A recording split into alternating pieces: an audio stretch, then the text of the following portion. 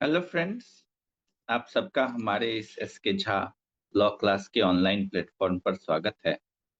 और आज हम थर्ड पार्ट करेंगे वारंट ऑफ अरेस्ट का। अपने क्विक रिवीजन सीरीज में आज हमारा ये थर्ड पार्ट है, वारंट ऑफ अरेस्ट, जिसमें हम ये देखेंगे कि यदि जुरिस्डिक्शन के बाहर, outside jurisdiction, warrant of arrest का कैसे इशू होता है और कैसे उसका एग्जीक्यूशन।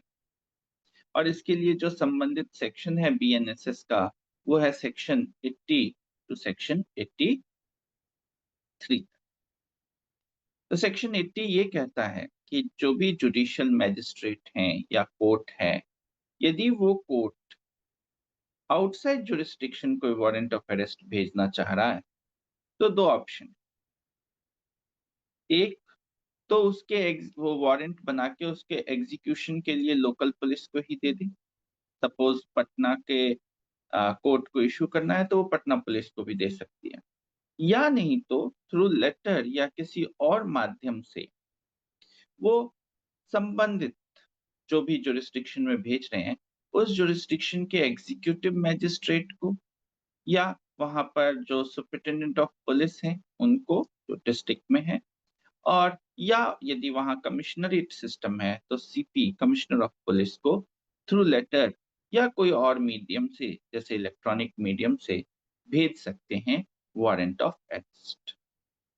बट साथ साथ यदि वो warrant of arrest outside local jurisdiction भेज रहे हैं, तो उसके साथ उन्हें सफिशिएंट इंफॉर्मेशन भी भेजना होगा,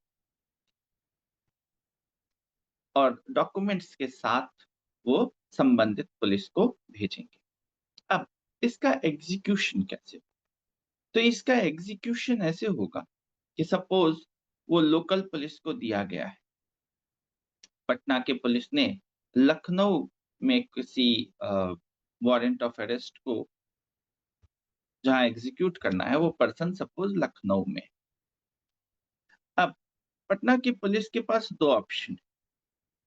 एक तो या तो जनरली, या जो फर्स्ट ऑप्शन है वो ये है कि वो लोकल एग्जीक्यूटिव मैजिस्ट्रेट या एसएचओ या officer in charge of police station या उसके अबव के रैंक का ऑफिसर के पास जाए और वहां से उस पर एंडोर्समेंट ले ले, और एंडोर्समेंट लेने के बाद वो उस पर्सन को वहां पर अरेस्ट कर सकता है। दिस इज वन ऑप्शन, जिसमें कि लोकल पुलिस का वो असिस्टेंस भी दे सकता है। बट यदि पटना के पुलिस को ये लगे कि जब तक हम एंडोर्समेंट लेने जाएंगे और मिलेगा, तब तक ये फिर यहाँ से फरार हो जाएगा, तो इस सिचुएशन में वो इसे डायरेक्टली भी अरेस्ट कर सकते हैं, और यहाँ पर किसी एंडोर्समेंट की आवश्यकता नहीं। तो ये चीज की how it is to be executed, ये दिया हुआ है सेक्शन 81। अब आफ्टर अरेस्ट प्रोसीजर क्या?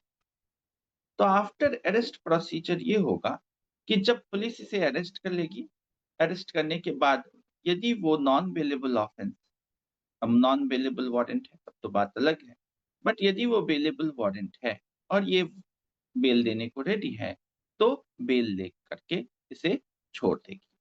बट यदि वो नॉन बेलेबल वारंट, तो उसके बाद अरेस्ट करने के तुरंत बाद वो डेजिग्नेटेड पुलिस ऑफिसर को बताए। डेजिग्नेटेड पुलिस ऑफिसर जो सेक्शन 37 ऑफ बीएनएसएस में बताया गया है, जो एएसआई एंड अबव रैंक के होंगे। किस किस? तो दो डेजिग्नेटेड पुलिस ऑफिसर को इसके अरेस्ट के बारे में बताएंगे। किस किस के? एक तो जहां पर वो पर्सन का अरेस्ट हुआ है, place of arrest, suppose Lucknow में अरेस्ट हुआ है तो लखनऊ में, और दूसरा जहां वो ऑर्डिनरली रिसाइड करता है। सपोज वो ऑर्डिनरली रिसाइड करता है दिल्ली में, तो दिल्ली के जो संबंधित थाना और डिस्ट्रिक्ट के डेजिग्नेटेड पुलिस ऑफिसर होंगे, उनको इस अरेस्ट के बारे में बताए, प्लस साथ ही साथ अरेस्ट के जितने भी गाइडलाइंस हैं वो उसको फॉलो करें।